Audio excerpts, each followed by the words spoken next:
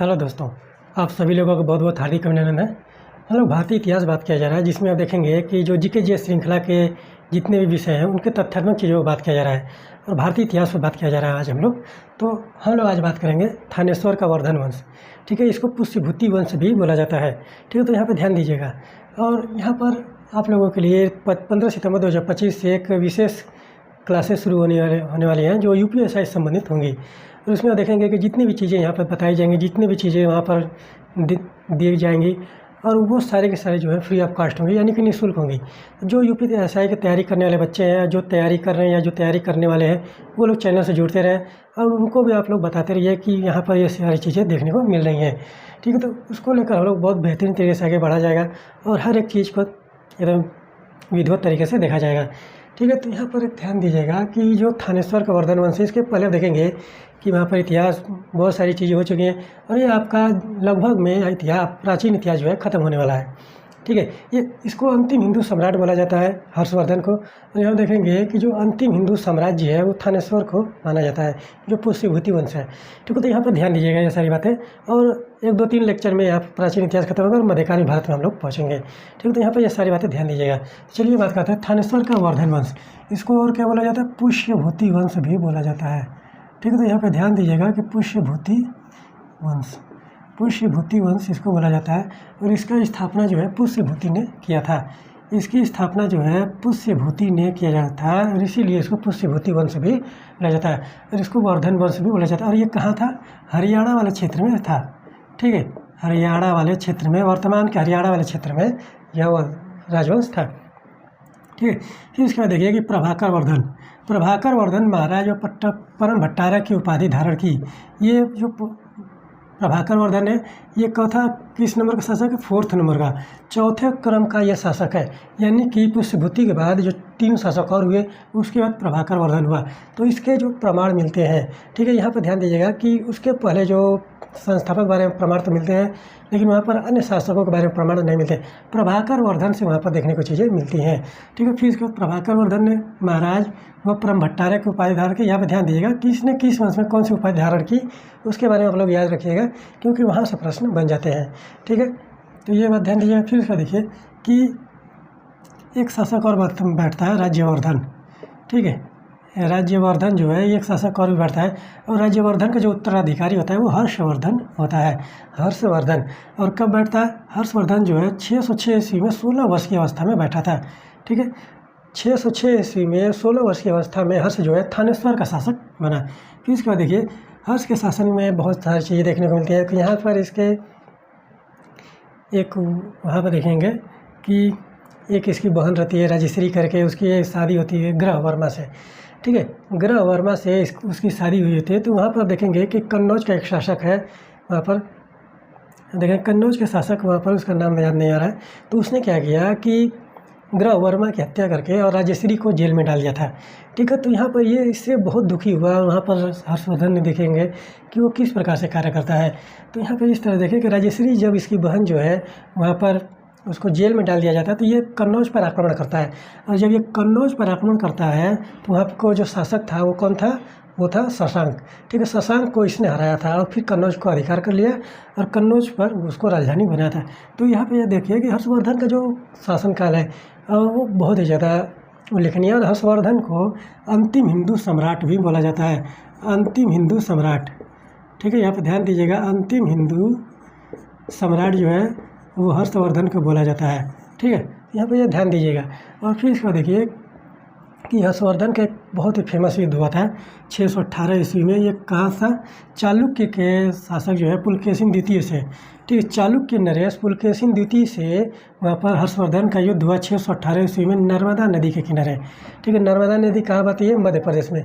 नर्मदा नदी के किनारे वहाँ पर पुलकेशिन द्वितीय से हर्ष का 618 ईस्वी में युद्ध होता है और वहाँ पर हर्षवर्धन जो है वो पराजित हुआ। ठीक है, वहाँ पर हर्ष जो है पराजित होता है, हार जाता है। ठीक है, तो इससे दुखी होकर देखेंगे कि हर्षवर्धन जो है अपने शासन के अंतिम काल में वहाँ पर उसने राज्यपाट छोड़ दिया। ठीक है, राज्यपाट छोड़कर उसने संन्यास ग्रहण किया और हर्षवर्धन जो है बौद्ध धर्म का अनुयायी माना जाता है। ठीक है, हर्षवर्धन जो है बौद्ध धर्म का अनुयायी था। ठीक है, बौद्ध धर्म का अनुयायी। बौद्ध धर्म का अनुयायी था। किसके प्रभाव में आया था? ह्वेन-त्सांग के प्रभाव में आया था। ठीक है, तो यहाँ पर ध्यान दीजिएगा। फिर इसको देखिए कि हर्ष को उत्तरी भारत का स्वामी भी कहा जाता है, उत्तरापथ भी स्वामी भी कहा जाता है। ठीक है, तो उत्तरी भारत का स्वामी यानी कि उत्तरापथ स्वामी भारत हर्षवर्धन को कहा जाता है। ये प्रश्न पूछा था, आप देखेंगे कि यूपीआरआर में शायद पूछा था। ठीक है, तो यहाँ देखिए कि हर्ष की उपाधियाँ जो है शीलादित्य के बारे में पूछा जाता है कि शीलादित्य जो है किसका नाम है, किसकी उपाधि है। फिर उसके बाद परम भट्टारक, फिर परम भट्टारक मगध नरेश भी थी। ठीक है, तो यहाँ पर ध्यान दीजिएगा कि जो हर्ष की उपाधि है शीलादित्य, परम भट्टारक, मगध नरेश की उपाधि थी। ठीक है, फिर इसको देखिए कि हर्ष ने सुप्रभात स्रोत और अष्टमहाश्री चैतय संस्कृत स्रोत नामक ग्रंथों की रचना की। कौन से ग्रंथ थे संस्कृत के? सुप्रभात स्रोत और फिर उसके बाद अष्टमहाश्री चैतय संस्कृत। ठीक है, संस्कृत के स्रोत हैं और ये संस्कृत के ग्रंथ भी हैं। ठीक है, तो इसकी रचना जो है हर्ष ने किया था। फिर इसको देखिए कि रत्नावली, प्रियदर्शिका, नागानंद, ये अन्य रचनाएं जो हैं हर्ष की हैं। इन तीनों के बारे में हमेशा याद रखिए, इन तीनों के बारे में प्रश्न बनाए जाते हैं। नागानंद, फिर रत्नावली है, प्रियदर्शिका, इन तीनों की रचना जो है हर्षवर्धन ने किया और इससे प्रश्न बनाए जाते हैं। यहाँ से प्रश्न नहीं बनेंगे जो संस्कृत के ग्रंथ हैं, लेकिन यहाँ से प्रश्न बन जाते हैं। ठीक है, तो यहाँ पे ध्यान दीजिएगा कि फिर हर्ष ने कन्नौज के शासक शशांक को पराजित किया और कन्नौज पर अधिकार कर लिया और उसको राजधानी बनाया। अभी हमने आपको कहानी सुनाया कि ग्रह वर्मा की हत्या करके उसकी बहन राजश्री को वापस जेल में डाल दिया गया था, तो उसी को बदला लेने के लिए हर्ष ने कन्नौज पर आक्रमण किया था। ठीक है, फिर उसके बाद देखिए इसी के शासनकाल में चीनी यात्री ह्वेन-त्सांग भारत आया था। ठीक है, तो यहाँ पर ध्यान दीजिएगा, ये बहुत ही ज़्यादा इंपॉर्टेंट है और यहाँ पर 2-3 विदेशी यात्रियों के बारे में याद रखिएगा। पहला है मेगास्थनीज। ठीक है, ये किसके दरबार में आया? चंद्रगुप्त मौर्य के। ठीक है, चंद्रगुप्त मौर्य। यहाँ पर ये बात ध्यान दीजिएगा, इन 3-4 से बहुत ही ज़्यादा प्रश्न बनाए जाते हैं। फिर उसके बाद देखिए फायान। ठीक है, फायान चीनी यात्री किसके शासनकाल में? चंद्रगुप्त द्वितीय। ठीक है, चंद्रगुप्त द्वितीय, इसी को विक्रमादित्य भी बोला जाता है, विक्रमादित्य। ठीक है, तो यहाँ पर ध्यान दीजिएगा, ये सारी बातें यहाँ से प्रश्न बन जाते हैं। फिर उसके बाद आता है चीनी यात्री जो है ह्वेन-त्सांग। ठीक है, ह्वेन-त्सांग के बारे में पूछता है, ये किसके शासनकाल में है? हर्षवर्धन। ठीक है, हर्षवर्धन के शासनकाल में यह आया था। तो इन तीनों से बहुत ही ज़्यादा प्रश्न बनाए जाते हैं और इन तीनों का हमेशा नाम याद रखिएगा। और मेगास्थनीज के पुस्तक का नाम है इंडिका। ठीक है, इंडिका है। और ह्वेन-त्सांग के पुस्तक का नाम है सीयूकी। ठीक है, सीयूकी। ठीक है, सीयूकी है। ठीक है, तो यहाँ पर ध्यान दीजिएगा। तो यहाँ पर ये सारी बातें आप लोग याद रखिए, इन तीनों से प्रश्न बनाए जाते हैं, बहुत ही ज़्यादा प्रश्न बनाए जाते हैं। ठीक है, तो यहाँ पर देखिए ह्वेन-त्सांग जो है भारत के आया कब? हर्षवर्धन के शासनकाल में। फिर उसको देखिए कि इसको क्या कहा गया है? ह्वेन-त्सांग को यात्रियों का राजकुमार कहा गया है। ठीक है, यात्रियों का राजकुमार कहा गया है। इसकी रचना जो है आप देखेंगे ह्वेन-त्सांग की रचना जो है सीयूकी है। ठीक है, सीयूकी। ठीक है, तो यहाँ पर ध्यान दीजिएगा कि जो रचना है उसकी सीयूकी है। ठीक है, सीयूकी इसकी रचना है और इसी में आप देखेंगे कि भारत के यात्रा वृत्तांत के बारे में वर्णन मिलता है। फिर इसको देखिए कि ह्वेन-त्सांग के समय जो नालंदा के विश्वविद्यालय है, जो नालंदा विश्वविद्यालय की स्थापना किसने किया था? कुमारगुप्त ने। ठीक है, कुमारगुप्त प्रथम ने यहाँ पर किया था। ठीक है, तो जब ह्वेन-त्सांग आया भारत में तो नालंदा विश्वविद्यालय के जो कुलपति हैं वो शीलभद्र थे। यहाँ पर प्रश्न पूछा जाता है। ठीक है, तो यहाँ पर ध्यान दीजिएगा कि नालंदा विश्वविद्यालय के जो कुलपति वो कौन थे? शीलभद्र थे। कब? जब ह्वेन-त्सांग भारत आया। ठीक है, ह्वेन-त्सांग कब भारत आया था? हर्षवर्धन के शासनकाल में। इसको देखिए ह्वेन-त्सांग के अनुसार ह्वेन-त्सांग ने एक टिप्पणी की थी। ठीक है, टिप्पणी क्या किया कि इसने कहा कि गुप्त सम्राट नरसिंहगुप्त बालादित्य ने, ठीक है, गुप्त सम्राट नरसिंहगुप्त बालादित्य ने नालंदा में 80 फीट ऊंची तांबे के बुद्ध की प्रतिमा का योग स्थापित किया था। ठीक है, तो यहाँ पर ध्यान दीजिएगा किया था। तो ये बहुत ही ज़्यादा फेमस स्टेटमेंट है और इसको आप लोग याद रखिए और हमेशा याद रखिए रहेगा और नोट डाउन करते रहिए। ठीक है, तो यहाँ देखिए कि ह्वेन-त्सांग ने कहा कि नरसिंहगुप्त बालादित्य ने नालंदा में 80 फीट ऊंची तांबे की बुद्ध की प्रतिमा यानी कि मूर्ति को स्थापित किया था। ये किसका स्टेटमेंट है? वो ह्वेन-त्सांग का है। ठीक है, तो यहाँ पर ध्यान दीजिएगा। और फिर इसके बाद देखिए कि हर्ष ने 641 ईस्वी में अपने दूत जो है चीन भेजे और 643 और 645 ईस्वी में चीन से हर्ष के दरबार में दूत आए। ठीक है, तो ये प्रश्न बनाया जाता है कि किसने किस शासक ने चीन में अपने राजदूत भेजे थे? यह प्रश्न बहुत ही ज़्यादा पूछा जाता है कि किस शासक ने, भारतीय प्राचीन इतिहास में कौन सा शासक है जिसने चीन में अपने राजदूत भेजे थे? वो था हर्षवर्धन। ठीक है, हर्षवर्धन था। कब भेजा था? 641 ईस्वी में। 641 ईस्वी में दूत को चीन भेजा और चीन के शासकों ने वहाँ से 643 और 645 ईस्वी में भारत अपने दूत भेजे। ठीक है, तो यहाँ पर ध्यान दीजिएगा। फिर इसको देखिए कि हर्ष तो मान लीजिए कि बौद्ध धर्म का अनुयायी था, तो इसने क्या किया कि कश्मीर के शासक से युद्ध करके, यानी कि बलपूर्वक बुद्ध के दंतावशेष प्राप्त किए थे। ठीक है, कश्मीर के शासक के साथ उसने युद्ध किया और उससे बलपूर्वक बुद्ध के दंत अवशेष, यानी कि दांतों के अवशेष जो है वहाँ से प्राप्त किए और उस पर स्तूपों का निर्माण कराया गया। ठीक है, तो यहाँ पर ध्यान दीजिए कि हर्ष ने कहाँ से दंतावेश प्राप्त किए थे? कश्मीर के शासक से। ठीक है, तो यहाँ पर ध्यान दीजिए। फिर इसके बाद देखिए कि हर्ष के समय, ठीक है, हर्ष के समय प्रयाग में, यानी कि वर्तमान प्रयागराज यानी कि इलाहाबाद में प्रति 5वें वर्ष, शासन के प्रत्येक 5वें वर्ष में एक समारोह हुआ था। समारोह का आयोजन किया जाता था जिसे महामोक्ष परिषद कहा गया है। ठीक है, महामोक्ष परिषद कहा गया। इसमें बहुत ज़्यादा वहाँ पर हज़ारों की संख्या में साधु उपस्थित होते थे जो वहाँ पर धर्म के धर्माचार्य होते थे। महामोक्ष परिषद कहा गया है और यह कब होता था? प्रत्येक 5 वर्ष पर वहाँ पर कहा होता था प्रयाग में। और किसके शासनकाल में? हर्षवर्धन के। और यहाँ पर देखेंगे कि ह्वेनसांग जो है 6वें परिषद में भाग लिया था। 6वें परिषद में भाग लिया था और हर्षवर्धन ने, यहाँ पर देखेंगे कि 3 वहाँ पर एक परिषद का आयोजन किया गया था, तो जिसमें बहुत ही ज़्यादा साधु संत देखने को मिल रहे थे। हज़ारों की संख्या में वहाँ पर साधु संत थे। ठीक है, तो बहुत बड़े परिषद का आयोजन किया जाता था और वहाँ पर उस तरह से परिषद के आयोजन जो है 3 मिलते हैं जो बहुत ही ज़्यादा फेमस है। ठीक है, वो भी प्रयागराज से संबंधित है और प्रत्येक 5 वर्ष पर भी वहाँ पर एक परिषद का आयोजन किया जाता था। और 6वें परिषद में देखेंगे कि ह्वेनसांग उपस्थित होता है और उस परिषद को महामोक्ष परिषद भी कहा जाता है। ठीक है, तो यहाँ पर ध्यान दीजिएगा। फिर उसके बाद देखिए कि जो हर्ष के दरबारी कवि है, ठीक है, बाणभट्ट जो है हर्ष के दरबारी कवि हैं। हर्ष के दरबारी कवि, ठीक है, दरबारी कवि, हर्ष के दरबारी कवि जो है वो बाणभट्ट है। बाणभट्ट ने हर्षचरित व कादम्बरी की रचना किया है। ठीक है, तो यहाँ से प्रश्न बनते हैं, हर्षचरित व कादम्बरी की रचना किसने किया है?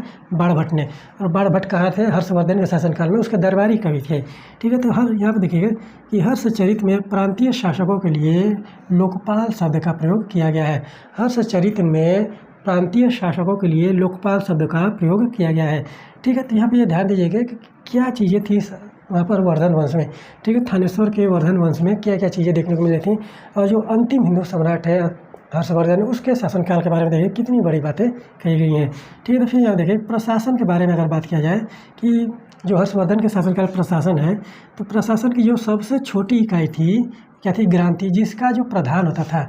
ठीक है, यहाँ पर देखेंगे ग्रामा छपटकलिक। ठीक है, ग्रामा छपटकलिक जो है वहाँ पर ग्राम का एक मुखिया होता था। ठीक है, तो यहाँ पर ध्यान दीजिएगा प्रशासन की सबसे छोटी इकाई जो है ग्राम होती थी और जिसका प्रधान है ग्रामा छपटकलिक होता था। फिर इसको देखिए कि प्रांतों को भुक्ति कहा गया है। ठीक है, प्रांतों को भुक्ति कहा गया है। ठीक है, और यहाँ पर देखिए कि जिसका प्रधान जो है राजस्थानीय, फिर उसके बाद उपरिक या राष्ट्रीय कहलाता था। ठीक है, तो प्रांतों को भुक्ति कहा गया और उसका जो राजा था, जो शासन प्रशासन की देखरेख कर रहा था, उसको राजस्थानीय या फिर उसके बाद उपरिक या राष्ट्रीय कहा जाता था। फिर उसके बाद देखिए कि पुलिस कर्मियों को चाट या भाट बोला गया है। पुलिस कर्मियों को चाट या भाट बोला गया था और जो इनका प्रधान पति होता था वहाँ पर दंडपाशिक उसको बोला गया। जो पुलिस कर्मियों को जो वहाँ पर जो प्रधान होता था उसको दंडपाशिक बोला गया है और पुलिसकर्मियों को क्या शब्द प्रयोग किया गया? चाट या भाट। फिर उसके बाद देखिए कि हर्षचरित में जो सिंचाई के साधन थे, ठीक है, हर्षचरित में सिंचाई के साधन को तुला यंत्र नाम दिया गया है। तुला यंत्र, ठीक है। तो हर्षवर्धन के शासनकाल में देखिए कि सिंचाई किस प्रकार से होती थी कि सिंचाई के लिए वहाँ पर तुला यंत्र का प्रयोग किया गया है, जिसका शाब्दिक अर्थ होता है जल पंप। ठीक है, जल पंप वहाँ पर प्रयोग होता था।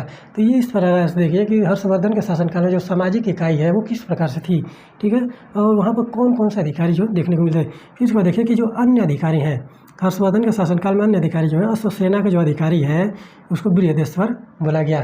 ठीक है, अश्वसेना के जो अधिकारी है उसको बृहदेश्वर बोला गया और पैदल सेना के अधिकारी को बालाधिकृत या महाबालाधिकृत बोला गया है। बालाधिकृत या महाबालाधिकृत, ठीक है, महाबलाधिकृत बोला गया है।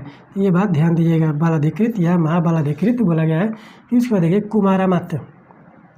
कुमारामात्य किसको बोला गया? उच्च प्रशासकीय अधिकारी को कुमारामात्य बोला गया।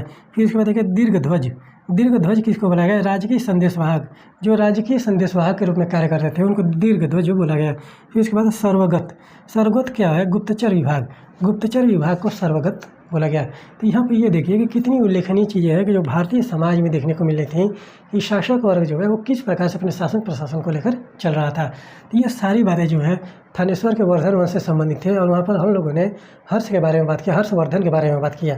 और हर्षवर्धन के बारे में यहाँ पर देखेंगे कि बहुत सारी चीज़ें जो हैं हर्ष ने किया समाज में, और वहाँ पर जो उसने समाज को संचालन के लिए जो चीज़ें की बहुत ही ज़्यादा उल्लेखनीय है। ठीक है, तो यहाँ पे ये सारी चीज़ें नोट डाउन करते हुए नोट्स बनाते रहिए, क्योंकि विद्यार्थी के जीवन की सफलता की जो पहली सीढ़ी मानी जाती है वो नोट से ही होती है। तो यहाँ पर आप लोग सारी चीज़ें नोट डाउन करिए, नोट्स बनाइए। और जो आप लोगों के लिए 15 सितंबर 2025 से यूपीएससी के लिए विशेष सत्र वहाँ पर क्लासेस शुरू होंगी, स्पेशल क्लासेस शुरू होंगी। वहाँ पर उससे आप लोग जुड़िए। जो लोग तैयारी करना चाह रहे हैं, जो तैयारी कर रहे हैं, जो तैयारी करने वाले हैं, उनको आप लोग बताइए और वहाँ पर जुड़िए। वहाँ पर बहुत सारी चीज़ें जो हैं हर एक चीज़ को विस्तृत रूप से बताया जाएगा और उसको एकदम बेहतरीन तरीके से लेकर चला जाएगा। ठीक है, तो यहाँ पर ये सारी चीज़ें नोट डाउन करिए, नोट्स बनाते रहिए। चलिए मिलते हैं अगले लेक्चर में, नेक्स्ट लेक्चर में, कल के लेक्चर में। तब तक के लिए धन्यवाद।